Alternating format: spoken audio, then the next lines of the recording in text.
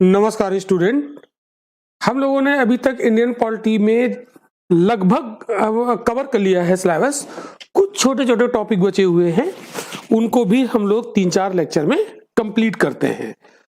तो आज हम लोग जो पढ़ने वाले टॉपिक हैं वो है लोकपाल। बहुत इंपॉर्टेंट है, कॉन्सेप्चुअल है, इंटरेस्टिंग भी है और एग्जाम पॉइंट ऑफ व्यू से भी इंपॉर्टेंट है। तो लोकपाल हम लोग शुरू करते हैं। चलिए 1 मिनट। हाँ, देखिए लोकपाल, तो ये लोकपाल क्या होता है, इसकी क्या जरूरत है? तो ये एक्चुअल में जो लोकपाल होता है ये ओम्बुड्समैन, ये एक शब्द है और बात है 1809 की। 1809 में स्वीडन में, 1809 में कौन सा कंट्री? स्वीडन, यूरोप का कंट्री स्वीडन में विश्व का पहला ओम्बुड्समैन स्थापित किया गया था। स्वीडन में विश्व का पहला ओम्बुड्समैन स्थापित किया गया था। ओम्बुड्समैन स्थापित किया गया। तो जो अब हम आपको बताने वाले हैं, जो लोकपाल है ना, ये भारत का जो लोकपाल है ये ओम्बुड्समैन का ही भारतीय संस्करण है। Lokpal is Indian version of the ombudsman. तो जिसको हम स्वीडन में ओम्बुड्समैन कहते हैं उसको भारत में क्या बोलते हैं? उसको भारत में लोकपाल कहते हैं। क्लियर? अब इस ओम्बुड्समैन का मीनिंग क्या है?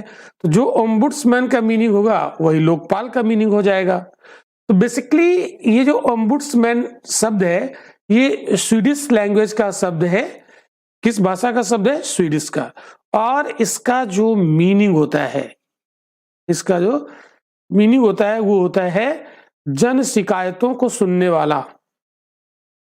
जो आम जनता की शिकायतें होती है, कंप्लेन होती है, उनको सुनता है। तो जन शिकायतों को सुनने वाला, इसका मीनिंग ये होता है। अब आपको समझ में आ गया होगा कि लोकपाल क्या करेगा। लोकपाल क्या करेगा? जो जन शिकायतें होंगी उनको सुनेगा। क्यों भाई? और जो काम लोकपाल का वही ओम्बुड्समैन का है। इतनी बात समझ में आ गई? तो अगर हम लोग बात करें इंडिया की, तो भारत में एक पर्सन हुए एल.एम. सिंघवी। इनका नाम तो आप सब जानते ही हैं, हम आपको पढ़ा चुके हैं। जब पंचायती राज व्यवस्था पढ़ाया था तो भी आपको बताया था। एल.एम. सिंघवी, लक्ष्मीमल सिंघवी इनका पूरा नाम था। और इन्होंने 1963 में 1963 में लोकपाल शब्द का प्रयोग किया। लोकपाल का जो शब्द है ये इन्होंने दिया था। ये बात आपको यहां पर याद रखनी है। 1966 में मोरारजी देसाई की अध्यक्षता में प्रथम प्रशासनिक सुधार आयोग की स्थापना हुई। ये क्वेश्चन प्रीलिम में पूछा गया है यूपीपीसीएस में। तो 1966 में प्रथम प्रशासनिक सुधार आयोग, इसकी स्थापना हुई। और अध्यक्ष कौन बने? इसके अध्यक्ष कौन थे? प्रथम प्रशासनिक सुधार आयोग के ही क्वेश्चन पीसीएस से पूछा गया था। मोरारजी देसाई, मोरारजी देसाई ये इसके अध्यक्ष थे। की अध्यक्षता में मोरारजी देसाई के मंत्री बन जाने पर फिर इनके अध्यक्ष चेंज हो गए। तो जब मोरारजी देसाई मंत्री बन गए, है ना, तो यहां से हट गए, तो इनकी जगह पर कौन आ गया? इनकी जगह पर आ गए के हनुमंतैया। के हनुमंतैया। तो प्रथम प्रशासनिक सुधार आयोग, फर्स्ट एडमिनिस्ट्रेटिव कमीशन, ये एडमिनिस्ट्रेटिव रिफॉर्म कमीशन था। इसके अध्यक्ष कौन थे? मोरारजी देसाई। जब ये मंत्री बन गए तो ये पद खाली हुआ, तो इनकी जगह पर कौन आ गए? के हनुमंतैया। अब इस आयोग ने अपना जो रिपोर्ट दिया था वो 1968 में दिया था। अब कहेंगे सर इस रिपोर्ट का क्या काम है, लोकपाल से क्या काम है? काम है तभी तो बता रहे हैं। तो जो प्रथम प्रशासनिक सुधार आयोग था जिसके अध्यक्ष मोरारजी देसाई थे, बाद में उनके मंत्री बनने के बाद के हनुमंतैया को प्रथम प्रशासनिक सुधार आयोग का अध्यक्ष बनाया गया और इस आयोग ने अपनी रिपोर्ट प्रस्तुत की कब? 1968 में। अब क्या होगा ये आपको समझना है। तो आयोग की सिफारिश पर, है ना, यही जो प्रथम प्रशासनिक सुधार आयोग था, आयोग की रिकमेंडेशन पर, की सिफारिश पर मई 1968 में इंदिरा गांधी गवर्नमेंट ने लोकपाल की स्थापना के लिए लोकसभा में एक बिल प्रस्तुत किया। तो जो भारत में लोकपाल की रिकमेंडेशन की गई वो प्रथम प्रशासनिक सुधार आयोग ने की और इसी प्रथम प्रशासनिक सुधार आयोग की सिफारिश के आधार पर इंदिरा गांधी की सरकार ने मई 1968 में लोकपाल की स्थापना के लिए लोकसभा में एक बिल प्रस्तुत किया। अब यहां से मामला और आगे देखते हैं, लेकिन ये बिल फाइनल स्टेज पर नहीं पहुंचा और 10 बार ये बिल लाया गया, है ना, 10 बार ये बिल लाया गया और फिर दिसंबर 2011 में अंतिम बार लाया गया। दिसंबर 2011 में अंतिम बार आया, इसका मतलब अब ये पास हुआ, है ना, इसका मतलब क्या हुआ? अंतिम बार लाया गया, इसका मतलब ये हो गया पास। तो पास हुआ भाई। अब पास होने से होगा क्या? लोकपाल व लोकायुक्त विधेयक इसका नाम दिया गया। अब ये जो लोकायुक्त होता है ये राज्यों में होता है, ठीक है। लोकायुक्त विधेयक यानी बिल, विधेयक 2013, ये 2013 का है। याद रखिएगा, क्वेश्चन पूछ लेगा कि लोकपाल से संबंधित बिल था वो कब का था? 2013 का था। और 1 जनवरी 2014 को राष्ट्रपति ने इस पर स्वीकृति दे दी और जब राष्ट्रपति स्वीकृति दे देंगे तो ये बिल क्या बन गया होगा? कानून। स्वीकृति दे दी और अब ये बन गया कानून। क्लियर? तो लोकपाल व लोकायुक्त जो बिल था वो बन गया अब अधिनियम, अधिनियम 2013। अब भारत में जो लोकपाल बनेगा वो इसी अधिनियम के तहत, इसी कानून के तहत बनेगा। तो ये एक अधिनियम के द्वारा स्थापित किया गया है। क्लियर? तो इसकी क्या है विशेषताएं, है ना, सैलिएंट फीचर क्या है? तो शॉर्ट में हम यहाँ पर आपको बताते जाएंगे, एक्सप्लेन करते जाएंगे।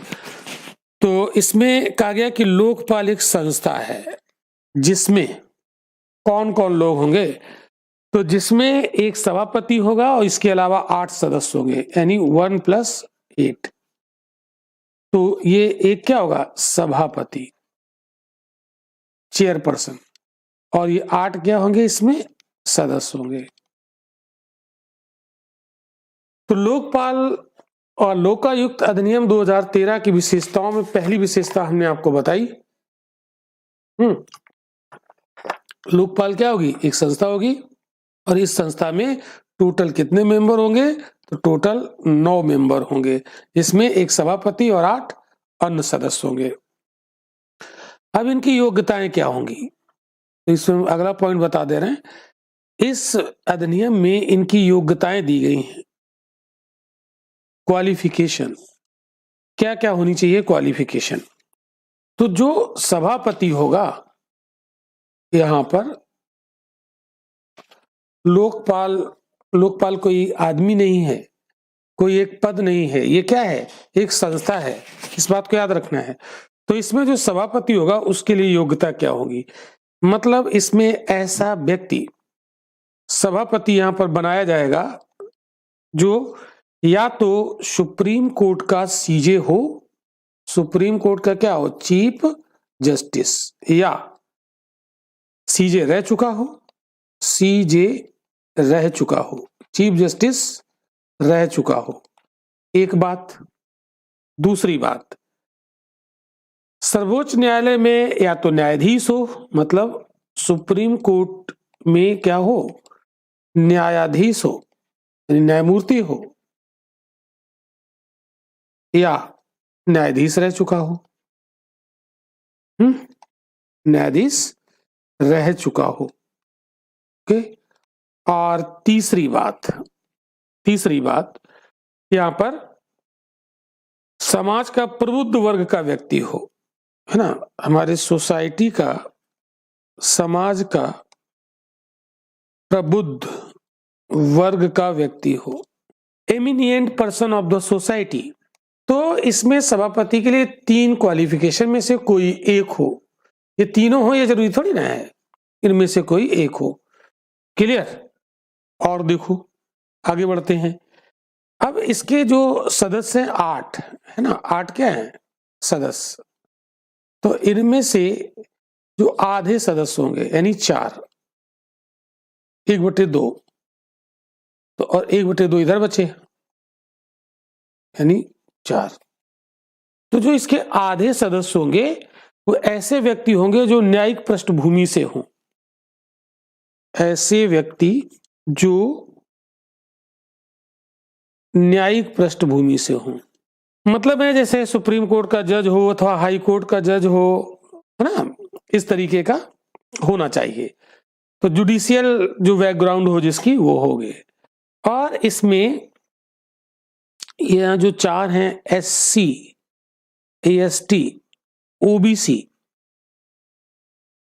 और महिला वीमेन, और जो अल्पसंख्यक वर्ग हो उससे एक व्यक्ति का सदस्य होना चाहिए।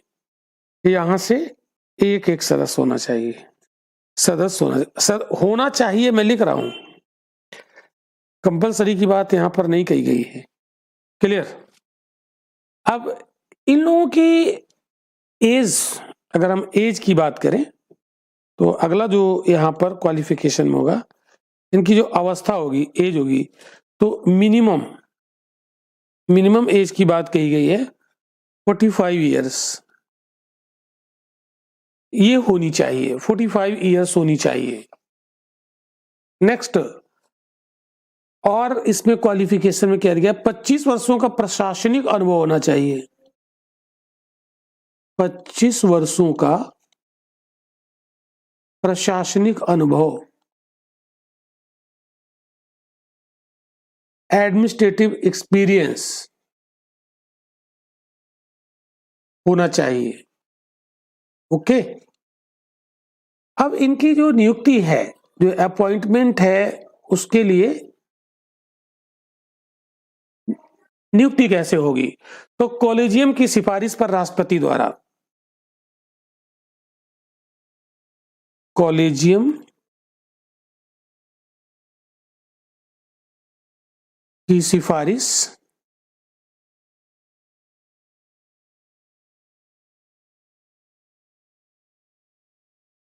से राष्ट्रपति द्वारा,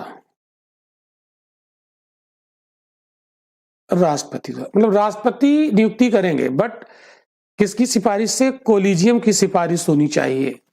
अब ये जो कॉलेजियम होगा, ये कॉलेजियम में कौन कौन होंगे, ये बात यहां पर आपको जाननी जरूरी है।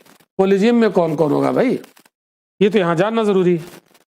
तो कौन कौन होगा कॉलेजियम में, आइए इसकी भी बात करते हैं।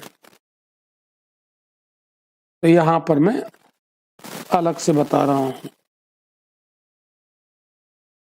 कॉलेजियम, लोकपाल की नियुक्ति के लिए जो कॉलेजियम बनेगा उसमें कौन कौन होगा, आइए इस बात को हम समझते हैं।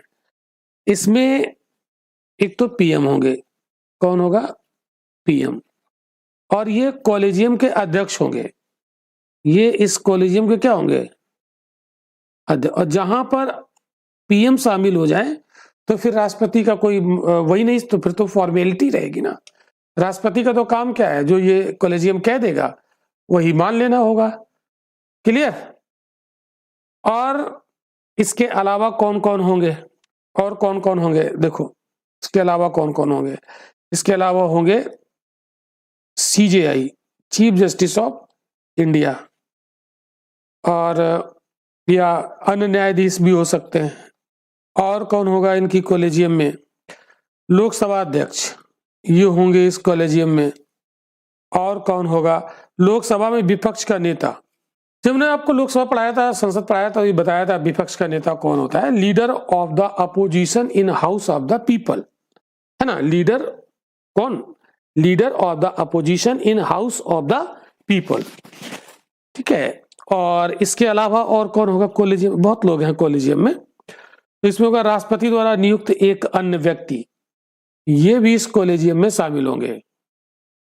क्लियर?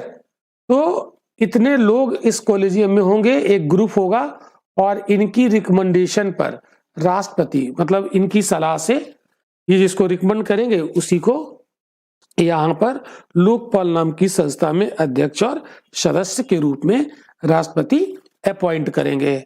आगे बढ़ते हैं, आगे और क्या चीजें यहां पर हम लोग देखने वाले हैं। अब इसमें जो इनके हम लोग दर्जा की अगर बात करें, इनका दर्जा क्या होगा, तो दर्जा में हम सबसे पहले बात अगर करें इनके अध्यक्ष की, सॉरी जो सभापति होते हैं लोकपाल संस्था में, जो सभापति होते हैं उनका जो स्टेटस होता है वो भारत के मुख्य न्यायाधीश है ना, सीजेआई के समान होता है। तो जो चीफ जस्टिस ऑफ इंडिया होते हैं उन्हीं के समान इनका दर्जा होता है। और जो यहाँ पर सदस्य होते हैं इनका दर्जा क्या होगा, तो इनका दर्जा होगा सुप्रीम कोर्ट के जजेस के बराबर,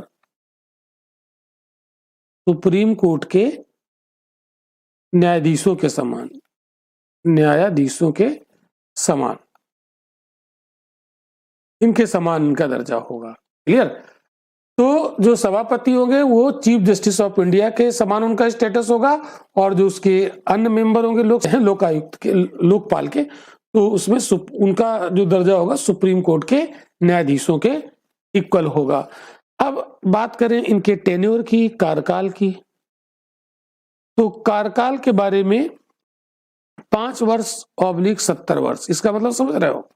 इसका मतलब हम बार बार आपको बता चुके हैं। जब हम ऐसे लिखें 5 वर्ष ऑब्लिक 70 वर्ष, इसका मतलब क्या होता है, 5 वर्षों के लिए नियुक्ति होती है। नियुक्ति कितने वर्षों के लिए होगी? 5 वर्षों के लिए। लेकिन अधिकतम कितने अवस्था तक काम करेंगे? 70 वर्ष तक। अधिकतम ये 70 वर्ष तक काम कर सकते हैं। अब इनमें से जो पहले पूरा हो जाए, इनमें से जो पहले पूरा हो जाए उसी के आधार पर ये हट जाएंगे, जो पहले पूरा हो जाए। क्लियर? उसी के आधार पर ये हटेंगे। तो ये हो गया। अब यहां पर एक नोट मैं आपको बता देता हूं, एक दो बातें आप यहां अलग से जान लीजिए। कोई भी व्यक्ति अपने पद पर पुनर्नियुक्ति के लिए योग्य नहीं होता है। तो इसमें 2-3 बातें यहां पर आपको मैं बताऊंगा।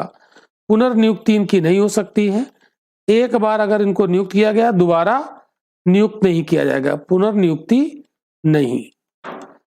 अब ऐसा क्यों किया गया अभी मैं आपको बता रहा हूं।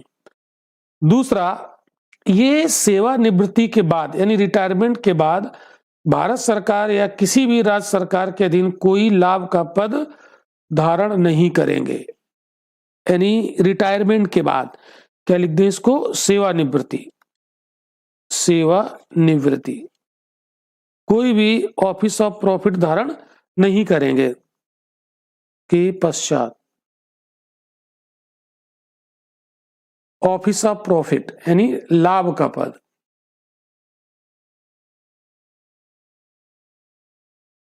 धारण नहीं करेंगे। ये रिस्ट्रिक्टेड होते हैं, तभी तो ये स्वतंत्रता पूर्वक काम कर पाएगा। मतलब इनको जांच करनी है तो ये तभी जांच कर पाएंगे, तभी जांच करा पाएंगे जब ये स्वयं स्वतंत्र हों। और अगर इनके लिए पुनर्नियुक्ति का प्रावधान होता तो कार्यपालिका इनको कह सकती थी कि ठीक है आप हमारी बात मानिए तो हम तुम्हें दोबारा इसी पद पर नियुक्त करा देंगे। क्यों? क्योंकि उस कॉलेजियम में कार्यपालिका हित होती है, पीएम होते हैं उसमें। क्लियर? तो इनको दबाव में लिया जा सकता था। इसलिए ये बहुत इंपॉर्टेंट पद होते हैं और इनसे उम्मीद की जाती है कि ये निष्पक्ष और स्वतंत्रता पूर्वक काम करें, और ये तभी करेंगे जब इनको बार्गेन करने का कोई स्कोप ना हो। इनको लालच दिया ही नहीं जा सकता। क्यों? क्योंकि इनको एक ही बार नियुक्त किया जाएगा और अगर रिटायर हो गए तो इन्हें कहीं पर भी लाभ का पद धारण करने को नहीं मिलेगा। तो ये सब चीजें इनको स्वतंत्रता प्रदान करता है। और ना ही ये कहीं चुनाव लड़ सकते हैं। एक पॉइंट और लिख लो, ना ही ये कहीं चुनाव लड़ सकते हैं, ना ही किसी प्रकार का चुनाव नहीं लड़ सकते। क्लियर? तो ये बातें आपको समझ में आ रही होंगी। गुड, आगे बढ़ते हैं, और भी बातें इसमें हम लोग डिस्कस करते हैं। अब इनके अगर रिमूवल की बात की जाए कि इनको हटाया कैसे जा सकता है, तो बिल्कुल इनको वैसे ही हटाया जाएगा, मतलब जैसे आपको बताया था ना, जो संघ लोक सेवा आयोग थे उनके सदस्य और अध्यक्ष कैसे हटाए जाते थे, हटाते राष्ट्रपति ही थे, क्योंकि राष्ट्रपति ये अपॉइंट करते हैं। लेकिन राष्ट्रपति अपने मन से नहीं हटा पाएंगे, पहले सुप्रीम कोर्ट जांच करेगी, इनके ऊपर जो आरोप लगाए जाएंगे तो उनकी जांच करेगी सुप्रीम कोर्ट, और सुप्रीम कोर्ट जांच करने के बाद अगर इनको दोषी पाते हैं तब राष्ट्रपति अपने आदेश के द्वारा इनको हटाएंगे। यानी जो लोकपाल होते हैं, लोकपाल नाम की संस्था है, उनके सदस्यों को कैसे हटाया जाएगा, तो इसमें ध्यान दीजिएगा। एक तो इनके हटाने का ग्राउंड क्या है, आधार क्या है, तो आधार मिसबिहेवियर, कदाचार, सिद्ध कदाचार, प्रूव्ड मिसबिहेवियर, कदाचार, और दूसरी बात अक्षमता, इनकैपेबिलिटी, अक्षमता मतलब वो कार्य करने में अब कैपेबल नहीं है। तो और अगर कोई इन्होंने मिसबिहेवियर किया और वो प्रूव हो गया, ठीक है, तो इस आधार पर इनके हटाने का प्रस्ताव लाया जाता है। तो प्रस्ताव कैसे लाया जाता है हटाने का, ये समझो। तो प्रस्ताव कैसे लाया जाता है, तो इस संदर्भ में संसद के कम से कम 100 सदस्यों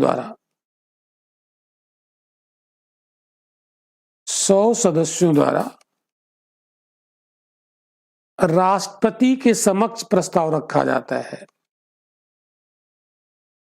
राष्ट्रपति के समक्ष प्रस्ताव रखा जाता है। क्लियर?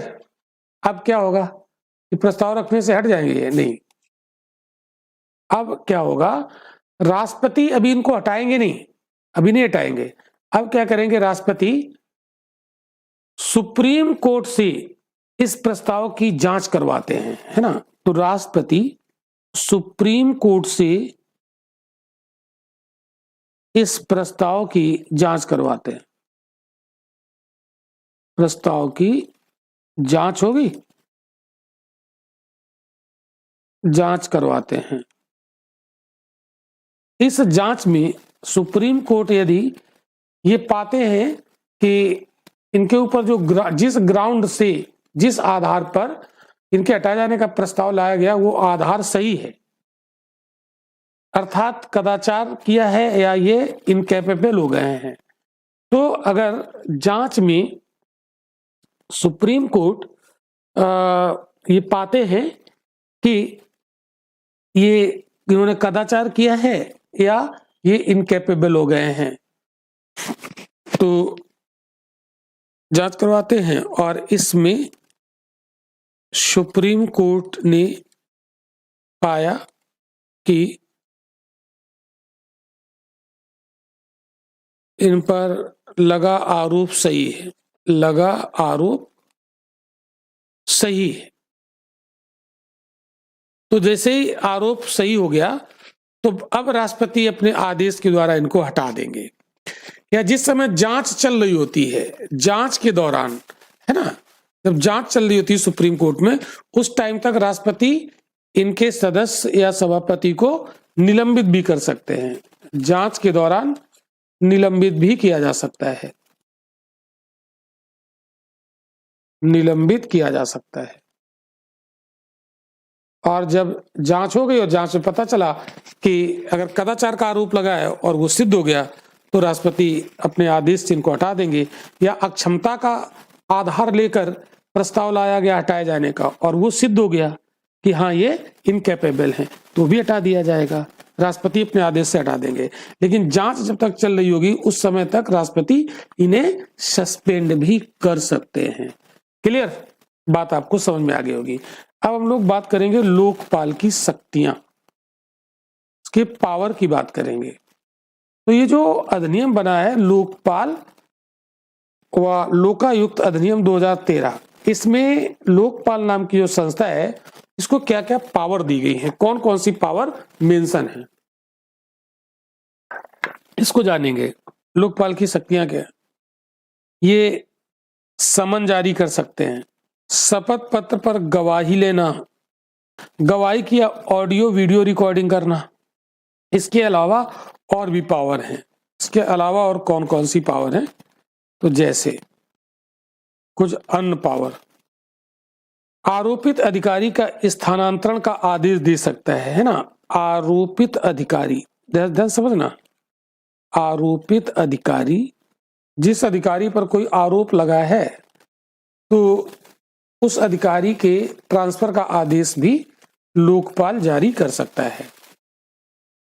क्लियर? और देखो और क्या है, सीबीआई से जांच करवा सकता है किसी अधिकारी की जिसके ऊपर कोई आरोप लगे हैं। इससे जानते हो क्या, भ्रष्टाचार कम होगा। सीबीआई से जांच करवा सकता है, लेकिन सीबीआई इसके कंट्रोल में नहीं होगी, जांच करवा सकता है किसी अधिकारी पर, यदि कोई आरोप लगे तो उससे जांच करवा सकता है सीबीआई से। लोकपाल के स्वयं के न्यायालय भी होते हैं जिन्हें 3 महीने में मामले का निपटारा करना होता है। ये जो न्यायालय होंगे कितने महीने में निपटारा करेंगे? 3 मंथ्स में। हाँ, विशेष परिस्थितियों में ये मैक्सिमम टाइम, यानी मैक्सिमम टाइम निपटारा का 12 महीने भी हो सकता है।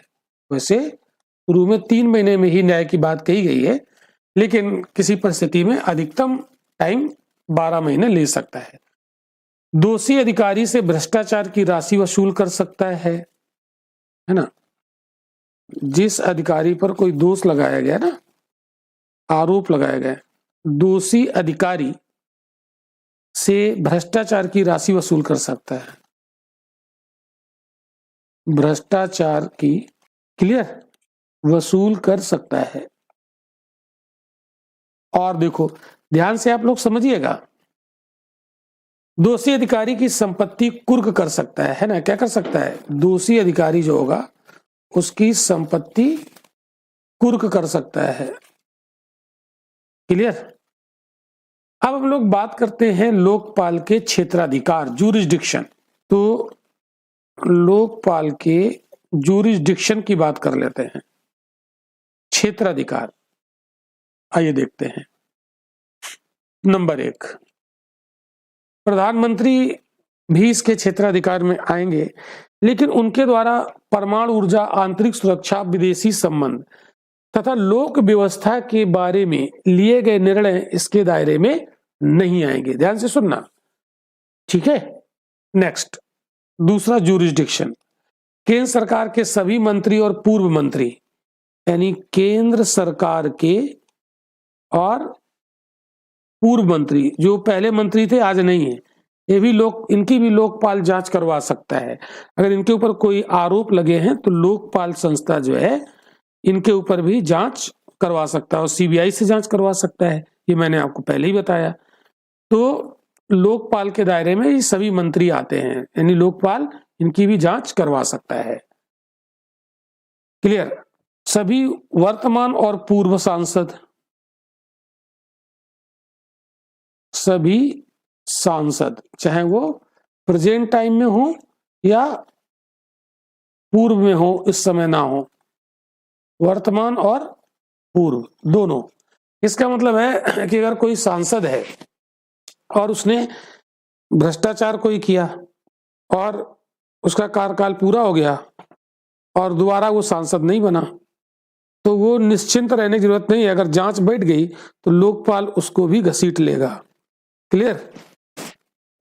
तो आपने कभी कोई ऐसा किया, कदम उठाया, तो लोकपाल के दायरे में आएंगे। ओके। अखिल भारतीय सेवाओं के सभी अधिकारी, ये तो बड़े खतरनाक होते हैं ना, जिसकी आप लोग तैयारी कर रहे हैं। अखिल भारतीय सेवाओं के सभी अधिकारी, सेवाओं के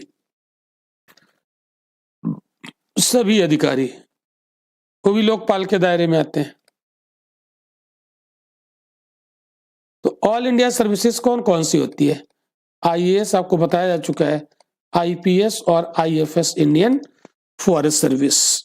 ठीक है, तो इसके ये अधिकारी खतरनाक होते हैं, है ना। अगर ये करप्शन पे उतारू हो जाए तो ये बहुत कुछ बिगाड़ सकते हैं। तो अगर कोई ऐसा अधिकारी है और करप्ट है तो लोकपाल उसकी जांच करवा सकता है, लोकपाल के दायरे में ये आते हैं। क्लियर? तो ये पावरफुल अधिकारी हैं, अगर यही गड़बड़ करने लगेंगे तो देश में दिक्कत हो जाएगी ना। तो ये लोग गड़बड़ ना करें, इसके लिए लोकपाल की जो व्यवस्था है वो की गई है। और आप देखो, अच्छा, ये जैसे अखिल भारतीय सेवाओं के सभी अधिकारी, सभी में वर्तमान भी आएंगे और पूर्व अधिकारी भी आएंगे, दोनों। वर्तमान यानी जो जॉब इस समय कर रहे हैं और जो जॉब करके रिटायर हो चुके हैं, रिटायर्ड भी होंगे वो भी। तो अगर आपने अपने पद के दौरान कुछ करप्शन किया है और रिटायर हो गए, पकड़ में नहीं आए, और बाद में अगर पता चला, शक हुआ, तो लोकपाल आपको घसीट लेगा। क्लियर? लोकपाल बड़ी खतरनाक संस्था है, तो देश में करप्शन को कंट्रोल करने के लिए काफी अच्छा कदम है। और आप देखो, जितने भी सेंट्रल गवर्नमेंट की सर्विसेज हैं, केंद्रीय सेवाओं, केंद्रीय सेवाओं, अखिल भारतीय सेवाएं अलग होती हैं, केंद्रीय सेवाएं अलग होती हैं। ठीक है, तो केंद्रीय सेवाओं के सभी श्रेणियों के सभी अधिकारी और पूर्व अधिकारी, सेवाओं के सभी कैटेगरी, ए कैटेगरी हो, ए ग्रेड हो, बी ग्रेड हो, कोई भी हो, सभी श्रेणियों, किसी को नहीं छोड़ा है, सभी श्रेणियों के सभी अधिकारी। तो यहां पर जो सभी का जब मैं बोल रहा हूं ना, तो इसका मतलब है वर्तमान और रिटायर्ड दोनों। अब रिटायर हो चुके तो भी नहीं बचेंगे, वर्तमान और रिटायर्ड, प्रेजेंट में जो है, और जो रिटायर्ड हैं, सेवानिवृत्त, वो भी आएंगे, वो भी इसके दायरे में है। और देखो क्या है, संसदीय अधिनियमों से स्थापित सभी संस्थाओं के अधिकारी, कर्मचारी और रिटायर्ड भी, यानी संसदीय अधिनियमों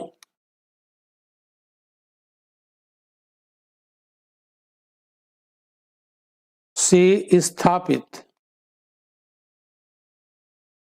सभी संस्थाओं, सभी संस्थाओं के सभी अधिकारी, कर्मचारी, सब कोई, संस्थाओं के सभी अधिकारी और कर्मचारी, और कौन? रिटायर्ड वाले भी आएंगे, अंडरस्टूड है, रिटायर्ड वाले भी रहेंगे। तो बच नहीं सकते आप लोकपाल की संस्था से। क्लियर? ये काफी अच्छा कदम है ना, करप्शन से लड़ने का ये काफी अच्छा कदम है। और देखो और समझो, इतना ही नहीं, विश्व के किसी भी भाग में कार्यरत भारत सरकार का अधिकारी, कर्मचारी और सेवानिवृत्त, यानी विश्व के किसी भी कोने में आप अगर जॉब कर रहे हैं ना, विश्व के किसी भी भाग में, किसी भी भाग में कार्यरत भारत सरकार का अधिकारी, सरकार का अधिकारी, तो दुनिया के किसी कोने में आप अगर भारत सरकार के अधिकारी हैं, ठीक है, और चाहे आप कोई कर्मचारी हो, ठीक है, और तथा रिटायर्ड भी, सेवानिवृत्त, ये भी दायरे में आएंगे। क्लियर? अब यहां पर हम आपको एक नोट बताते हैं, एक दो नोट यहां पर बताते हैं। जैसे पहला नोट आप यहां पर नोट कर लीजिए, लोकपाल स्वयं किसी प्रकार की सजा नहीं देता। लोकपाल, क्योंकि ये न्यायालय नहीं है ना, लोकपाल किसी भी प्रकार की सजा नहीं देता। क्लियर, क्रॉस लगा दिया, मतलब सजा नहीं देता। 7 वर्ष पुराने मामलों की जांच नहीं करेगा। अगर कोई मामला 7 वर्ष से पुराना हो गया तो फिर उसकी जांच नहीं करेगा। ठीक है। तीसरा, अगर मिथ्या शिकायत, कोई फॉल्स कंप्लेन करता है, 1 लाख रुपए का पेनाल्टी अथवा 1 वर्ष तक की सजा, ये प्रावधान है। अगर किसी ने झूठ शिकायत कर दी हो, किसी ऊपर आरोप लगा दिया गया और लोकपाल संस्था ने जांच कर दी और झूठ पकड़ा गया, तो फॉल्स कंप्लेन करने पर 1 लाख रुपए का जुर्माना या 1 वर्ष तक की सजा, ये प्रावधान है। क्लियर। और देखो, और यहां पर नोट में 1-2 बातें आपको बताता हूं। लोकपाल सिविल सेवक को 7 वर्ष की सजा दे सकता है, और यदि कोई आपराधिक मामला है और किसी भी व्यक्ति पर बार बार भ्रष्टाचार के आरोप लग रहे हैं और भ्रष्टाचार साबित भी हो रहा है, तो उसे 10 वर्ष की सजा दी जा सकती है। ठीक है, तो लोकपाल नहीं देगा, मतलब सजा दी जा सकती है उसको। विदेशों से धन प्राप्त करने वाली संस्था, ठीक है, वो इस एक्ट के दायरे में आती है। और इसमें जैसे 10 लाख रुपए से अधिक रुपए का अनुदान प्राप्त करते हैं, उन्हें भी लोकपाल के दायरे में रखा गया है। अगर 10 लाख रुपए से अधिक का कोई ग्रांट प्राप्त करता है, ठीक है, तो उसकी भी जांच लोकपाल करेगा। क्लियर, ये बातें समझ में आ गई। और देखो, यहाँ पर मैं 2 बातें की, लोकपाल और लोकायुक्त। तो ये जो लोकायुक्त होता है, ये राज्यों में होता है। क्लियर। तो ये जो बिल है, लोकपाल एवं लोकायुक्त अधिनियम 2013, तो इसमें लोकपाल के साथ साथ लोकायुक्त के पद की मतलब लोकायुक्त का भी प्रावधान किया गया है। तो इस अधिनियम के लागू होने के 1 वर्ष के अंदर सभी राज्य लोकायुक्त की नियुक्ति करेंगे।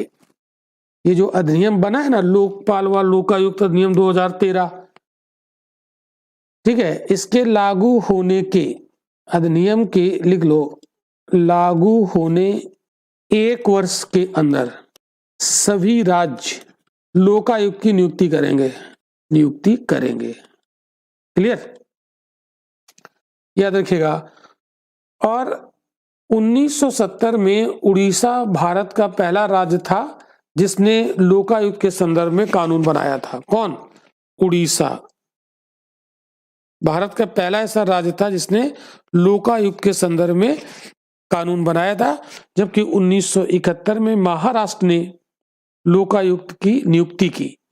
तो कानून किसने बनाया लोकायुक्त वाला? सबसे पहले उड़ीसा ने। और सबसे पहले अपने यहाँ लोकायुक्त नियुक्त किसने किया? महाराष्ट्र ने। ये दोनों अलग अलग क्वेश्चन है। महाराष्ट्र ने पहली बार लोकायुक्त की नियुक्ति की भारत में, पहला ऐसा राज्य है जिसने पहली बार अपने यहाँ लोकायुक्त की नियुक्ति की। लेकिन लोकायुक्त का कानून किसने बनाया? तो उड़ीसा ने बनाया। क्लियर। तो ये था हमारा लेक्चर जिसमें हमने लोकपाल और लोकायुक्त को बहुत डिटेल में समझाया। लोकपाल और ओम्बुड्समैन, इन दोनों संस्थाओं में क्या समानता है, ये सारी चीजें हमने आपको बताई। तो जैसा कि हमने बताया कि ओम्बुड्समैन और लोकपाल में कोई अंतर नहीं है। जो लोकपाल है वो ओम्बुड्समैन का इंडियन वर्जन होता है। क्लियर। तो आज के लेक्चर में हम लोग यहीं तक, आगे मिलते हैं अगले लेक्चर में नया टॉपिक।